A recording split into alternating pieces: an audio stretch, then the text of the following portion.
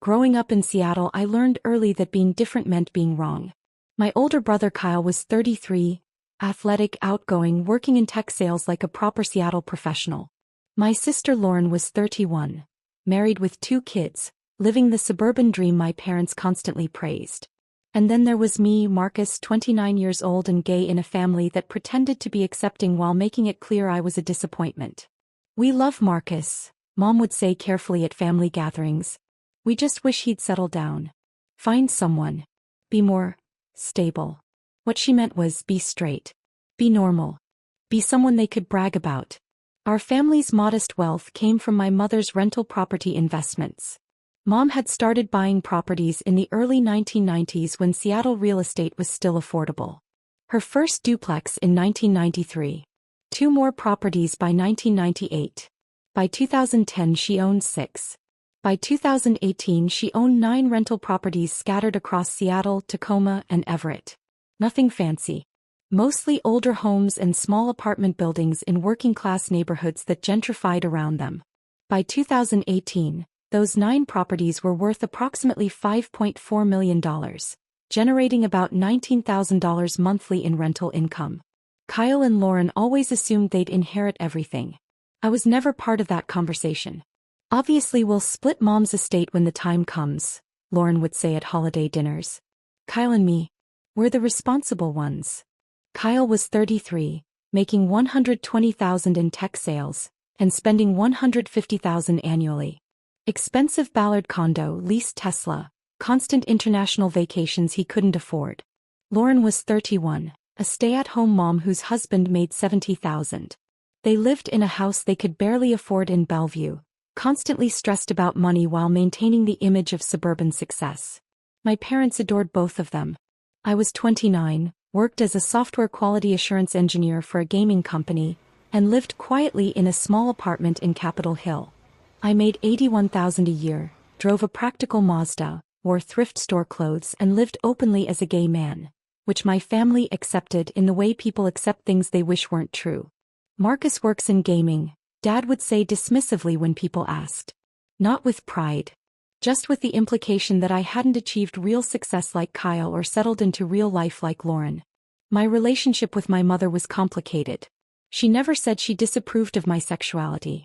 She just made thousands of small comments that made it clear I'd failed to give her the life she wanted for me. "Are you seeing anyone?" she'd ask at every family gathering. "No, Mom." "Well, you're still young. Maybe you'll meet someone nice. Settle down." The subtext was always there. Maybe you'll change. Maybe you'll be normal. Maybe you'll stop being such a disappointment. But in early 2018 something shifted. Mom was diagnosed with early-stage breast cancer. Treatable but scary. And suddenly she started calling me more often. "Marcus, can you come over on Wednesdays? I have chemo on Tuesdays and I'm usually tired the next day. I could use the company." Kyle was too busy with work. Lauren was overwhelmed with her kids. So I went. Every Wednesday for 18 months, from February 2018 through August 2019, I sat with my mother during her recovery days. We didn't talk about my sexuality. We didn't talk about my disappointing career. We just talked about her life, her fears, her regrets, her property investments, her concerns about the future. "Marcus," she said one Wednesday in July 2019, "Kyle has been helping me manage the rental properties for the past 2 years. He says he's optimizing revenue streams. But I'm seeing less income than I used to. Can you look at the numbers?" Quietly. "I don't want to accuse him of anything, but something feels off." "Mom, I do software testing, not financial analysis." "You find bugs, don't you? You find things that aren't working right? That's all I'm asking. Please." What I found over the next 2 months made me sick with betrayal and rage. Kyle had been systematically stealing from Mom's rental properties for 3 years. Not mistakes. Not aggressive business tactics. Deliberate, calculated theft. It started when Kyle convinced Mom to let him professionalize the property management in 2016. He created an LLC called Pacific Northwest Property Management and convinced Mom to pay him 15% of collected rent, much higher than the standard 8 to 10%. But that was just the beginning. Kyle submitted invoices for property maintenance, repairs, and upgrades through various LLCs he'd created. The work was either never done, wildly overpriced, or performed by discount contractors for a fraction of the build amount. Roof replacement on the Tacoma duplex. Build $53,000, actual cost $27,000. Difference, $26,000 to Kyle's accounts. Foundation repairs on the Everett property. Build $41,000, never done. I verified with city permit records. No foundation work had been permitted or inspected. Entire amount to Kyle. Siding replacement on the Seattle triplex. Build $67,000 for all 3 units. Only 1 unit was done, costing $19,000. Difference of $48,000 to Kyle. Then there were the rent discrepancies. Kyle collected market rate rent from tenants but reported lower amounts to Mom, pocketing the difference. I verified by contacting tenants. They confirmed they'd been paying significantly more than Kyle reported. Missing security deposits totaling $38,000 over 3 years. And perhaps most brazen, Kyle had convinced Mom that 2 properties needed extensive renovations and should remain vacant. For 7 months, Mom received 0 income from these properties. But I found the tenants. They'd been living there the entire time, paying rent directly to Kyle's LLC. By September 2019, I documented $380,000 in theft over 3 years.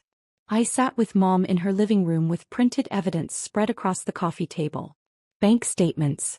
Tenant interviews. Contractor invoices proving work never happened. City permit records showing no improvements were made. Your son has been stealing from you, I said, trying to keep my voice steady. Kyle has stolen $380,000 over 3 years. Mom looked at the evidence for a long time. Her hands shook. From the chemo or the shock, I couldn't tell. Does your father know? She finally asked. I don't know. But Kyle's been telling everyone he's managing the family portfolio and learning the business. Dad's proud of him for it. Mom was quiet for several minutes. Then she said something I never expected. I'm going to deed all 9 properties to you, Marcus. Right now. Before I die.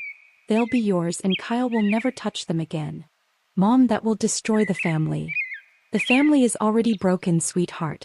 Kyle is a thief. Lauren stands by him because she benefits from his image. Your father. She paused.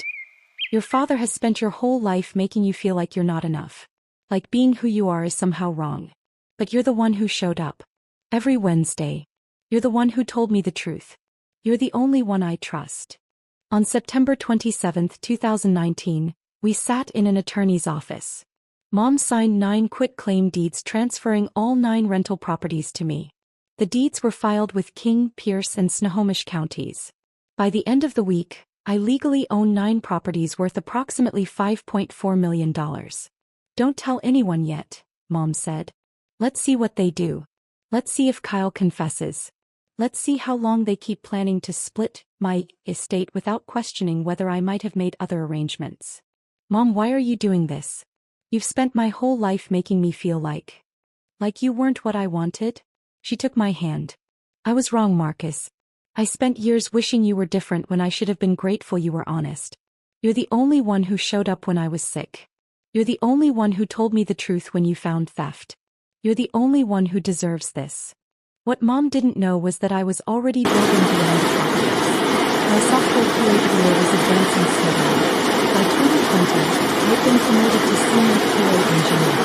My salary jumped to $97,000. By 2021, I was contracting on the side for indie game studios, adding another $35,000 annually. The 9 properties generated $19,000 monthly, $228,000 annually after expenses. I hired a professional property management company that was honest and competent. Every repair was real. Every dollar was accounted for. I lived modestly. Same Capitol Hill apartment. Same Mazda. Same quiet life with my boyfriend Trevor, whom my family had met exactly twice in 3 years. But I was investing aggressively. By November 2024, my net worth was approximately $6.7 million. The 9 properties had appreciated to $6.2 million. My investment accounts and contracting income added another $500,000. My family knew nothing. Mom died peacefully on October 28, 2024. The cancer had returned and spread. I was with her at the end, holding her hand. Marcus, don't let them make you feel small anymore, she whispered. You're worth more than all of them combined. Stand up for yourself. Promise me. I promise, Mom. The funeral was large. Mom had been involved in local business organizations for decades. Kyle gave an emotional speech about the woman who taught me about real estate and building wealth. I stood in the back with Trevor and said nothing. 2 days after the funeral, Kyle texted, "Family meeting, Dad's house, Thanksgiving Day, 3 p.m. Estate matters. Be there." I showed up exactly on time. Dad's house in Magnolia was full. Dad looking stern and organized. Kyle in an expensive suit projecting success. Lauren with her husband Brad, both looking expectant. My Aunt Carol and Uncle Mike. 2 cousins. No one had saved a seat for me or Trevor. We stood near the doorway. Kyle started without preamble. "We're here to discuss Mom's estate. Specifically her rental property portfolio. 9 properties across the greater Seattle area. Current combined value, approximately $5.4 million. Dad nodded approvingly. "Your mother built something significant. Lauren and I have been discussing the best approach," Kyle continued. "Given market conditions and our respective situations, we believe the smartest move is to sell all 9 properties and split the proceeds." "Split 3 ways?" someone asked. Kyle glanced at me dismissively. "No. Lauren and I will split it. Marcus abandoned the family years ago. He barely visited Mom. He showed no interest in the properties. He doesn't get a share." Lauren nodded agreement. "That's fair. Kyle and I were actually present in Mom's life." I almost laughed at that. Kyle visited maybe once a month. Lauren came for major holidays. I'd been there every Wednesday for 18 months. Dad spoke up. "I agree. Marcus made his choices. He chose his lifestyle over family. He doesn't deserve a share of what your mother built." The room fell silent, everyone waiting for me to object, to argue, to fight for inclusion. Dad, I just smiled. "Okay," I said simply. Kyle looked confused by my easy acceptance. "Okay. Yeah. If that's what you've decided." I took Trevor's hand. "We're going to head out. Happy Thanksgiving, everyone." I walked toward the door. "Wait, that's it." Lauren called after me. "You're not going to fight this?" I turned back. "Fight for what? You've made your decision. Enjoy your sale." Trevor and I left. As we drove away, he looked at me. "You okay?" "I'm perfect," I said, pulling out my phone. I had 3 missed calls from a Seattle number I recognized. My real estate attorney, Michelle Park. I called her back. "Marcus, thank God. Your brother just contacted me. He says he's representing your mother's estate and wants to list all 9 rental properties for sale. He's asking for access to property documents and tenant information." "What did you tell him?" "I told him I'd need authorization from the property owner. He said he is the owner as executor of the estate. I told him that wasn't accurate and I'd be in touch. Marcus, he's also contacted 3 other real estate agents trying to get listings. File a cease and desist immediately. Send copies to all agents he's contacted. Make it clear that any attempt to sell, lease, or in any way transact business involving these properties without my explicit written permission will result in immediate legal action." "Done. Do you want to pursue anything else?" "Yes. Contact David Kim at Financial Forensics Northwest. Tell him I'm ready to move forward with the full investigation and criminal referral we discussed. I want a complete forensic accounting report on all financial irregularities from 2016 through 2019, with specific focus on the $380,000 in documented theft. I'll call him immediately. And Michelle? I want the cease and desist to be very clear about one thing. These properties were transferred to me in September 2019. They have not been part of my mother's estate for over 5 years. Anyone attempting to claim otherwise or to transact business involving them is attempting to steal property they don't own." "Understood. I'll have everything filed within the hour." Trevor was staring at me. "You've owned the properties for 5 years?" "Since September 2019. Mom transferred them when I showed her Kyle was stealing from her." "And you never told your family?" "Mom asked me not to. She wanted to see what they'd do. She wanted to see if Kyle would confess. If anyone would question their assumptions." I smiled. "Looks like we have our answer." The next 48 hours were chaos that unfolded exactly as I'd anticipated. Hour 6. Kyle received the cease and desist via email and certified mail. He called me 14 times. I didn't answer. Hour 12. Lauren called, then Dad, then Kyle again. I blocked all their numbers. Hour 18. Kyle contacted the property management company I'd hired, claiming he was the owner. They informed him they only took instructions from Marcus Morrison, the legal owner of record. Hour 24. Kyle went to one of the properties and tried to enter with his old key. The locks had been changed years ago. A tenant called police about someone trying to break in. Kyle was detained and questioned. Hour 36. Dad showed up at my apartment. Trevor, who's 6'3" and works in security, answered the door and very politely explained I wasn't available. Hour 42.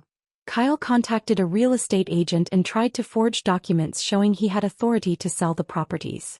The agent, who'd received Michelle's cease and desist, reported it to the police.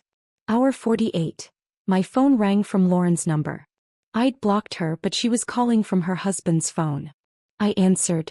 Hello. Marcus. Lauren was screaming. What the hell have you done? Kyle just got arrested. The police are saying he tried to forge property documents. They're talking about fraud charges. And they're saying you own Mom's properties? That's impossible. It's not impossible. It's a fact. Mom transferred all 9 properties to me in September 2019. That's a lie. Mom wouldn't. She was going to split everything between Kyle and me. She was going to. Until I showed her that Kyle had stolen $380,000 from her over 3 years. Silence. That's insane, Lauren finally said, but her voice had lost its certainty. Kyle was managing the properties. He wouldn't. He did. Fake maintenance invoices. Phantom renovations. Unreported rental income. Missing security deposits. Completely fabricated vacancies while he collected rent from tenants living in supposedly empty properties. $380,000 over 3 years. You're making this up. I'm not. And in about 3 hours, Kyle is going to be formally charged not just with attempted fraud for trying to sell property he doesn't own, but with elder financial abuse for the original theft. The prosecutor has my full documentation. Lauren's voice turned desperate. Marcus, please. This is family. We can work this out. Work what out?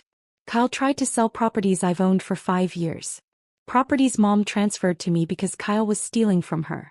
Properties you and Dad just spent Thanksgiving announcing you'd split between yourselves while excluding me for abandoning the family.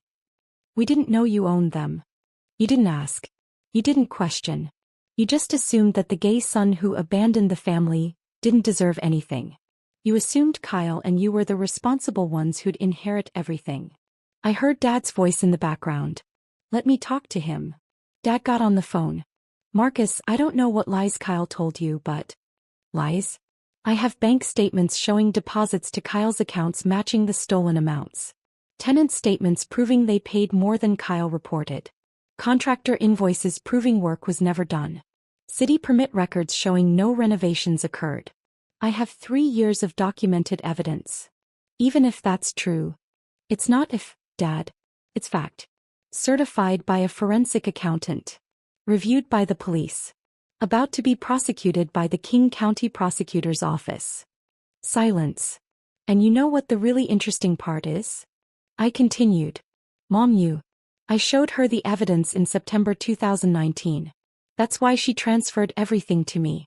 Because I was the son who actually showed up when she was sick.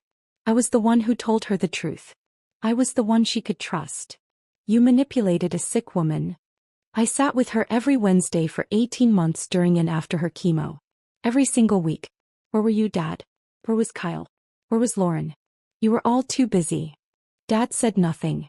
I showed Mom the evidence of Kyle's theft and asked what she wanted to do. She chose to deed everything to me. She had 5 years to change her mind. 5 years to transfer the properties back if she thought I'd manipulated her. She never did. Because she knew I was telling the truth and Kyle was stealing. This is going to destroy the family, Dad said weakly. The family was destroyed the moment you told me I'd abandoned you for being who I am. The moment you made it clear my entire life that I was a disappointment for being gay.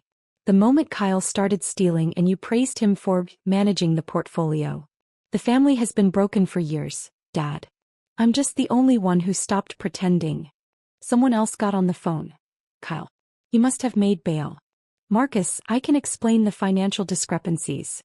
Explain $380,000 in theft? This should be good. I was making investments with that money. I was going to pay it back with interest. You were stealing. You created fake companies. You submitted fraudulent invoices. You lied about vacancies while collecting rent. You stole security deposits. For 3 years. That's not investment, Kyle. That's systematic theft.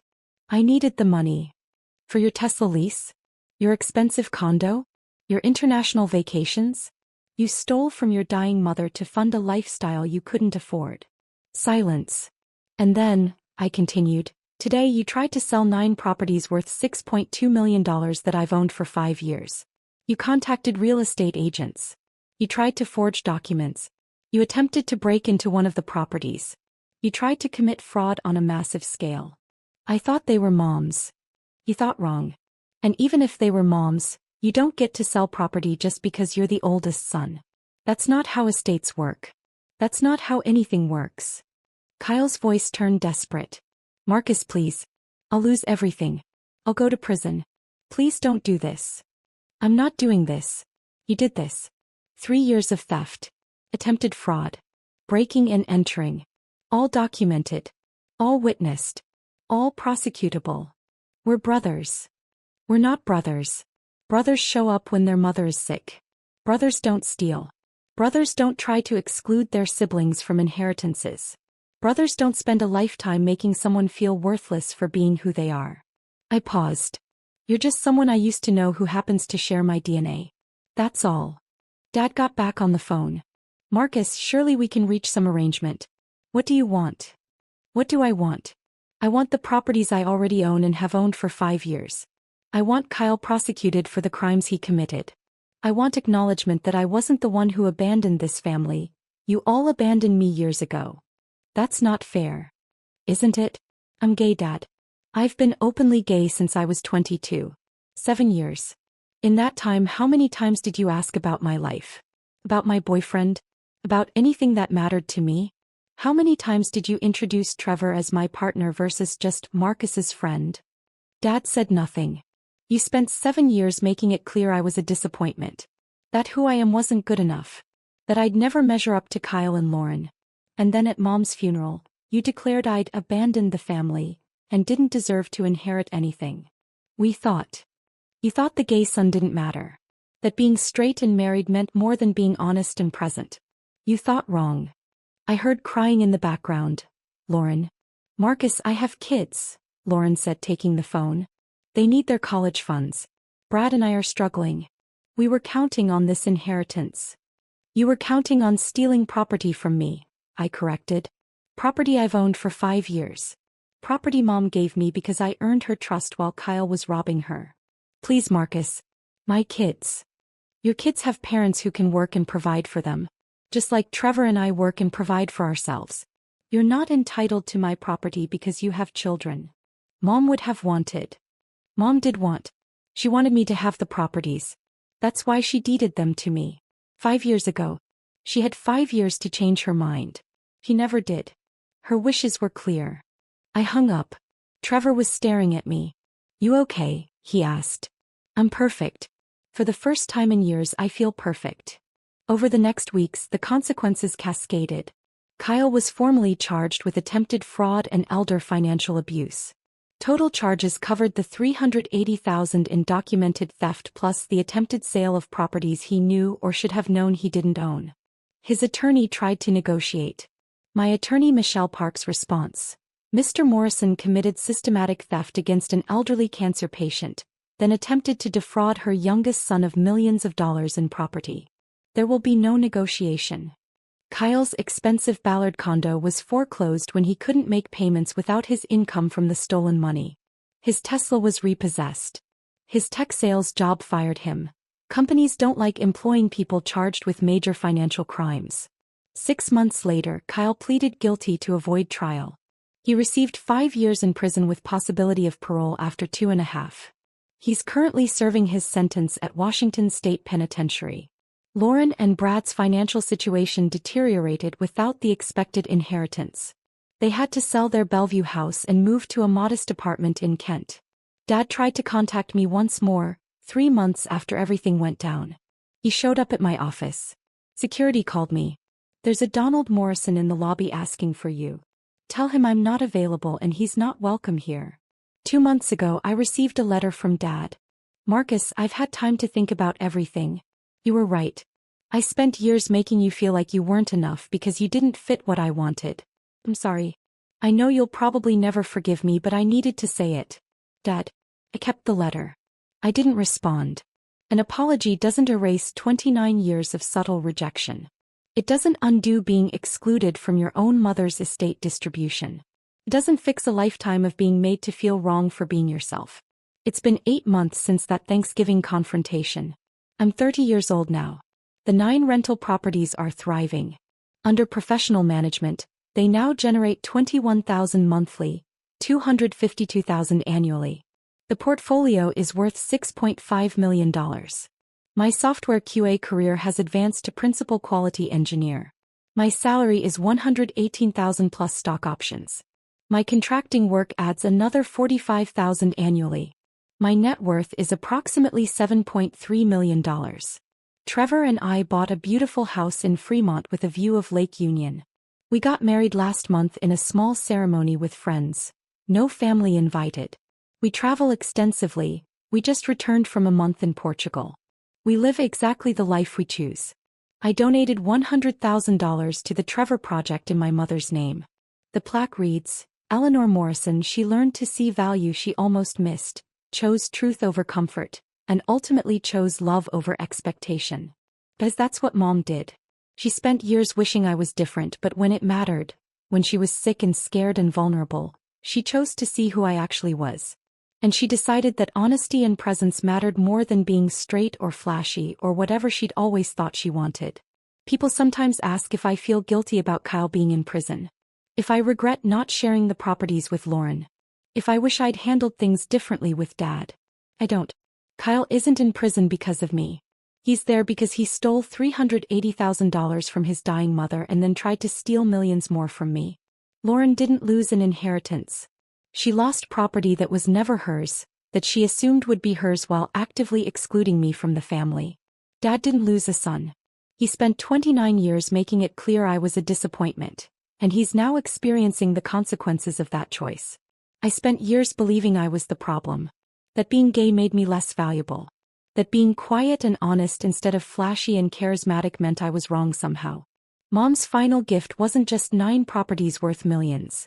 It was the validation that I wasn't the problem. That showing up matters more than showing off. That honesty is worth more than image. That being yourself, even when your family wishes you were someone else, is the only way to live with integrity. Last week, I started a foundation providing housing assistance to LGBTQ+ youth experiencing family rejection. Every young person we help, I think of all those years I felt like I didn't belong in my own family. Every safe bed we provide, I honor Mom's choice to ultimately see me as I am. Kyle saw properties as a source of income to steal. Lauren saw them as an inheritance she deserved without earning. Dad saw them as irrelevant to the son he'd already dismissed. Mom, eventually, saw them as a way to make things right with the son she'd almost lost to her own expectations. And I see them as proof that being yourself, even when it's hard, even when your family makes you feel wrong, even when you're excluded and dismissed, being yourself is always the right choice. Because the people who matter will eventually see you. And the property you build, the life you build, the integrity you build, the honesty you build, that's yours. No matter what anyone else thinks you deserve. Mom finally saw me. He chose me. He trusted me. That's worth more than any inheritance. And I'll never forget it.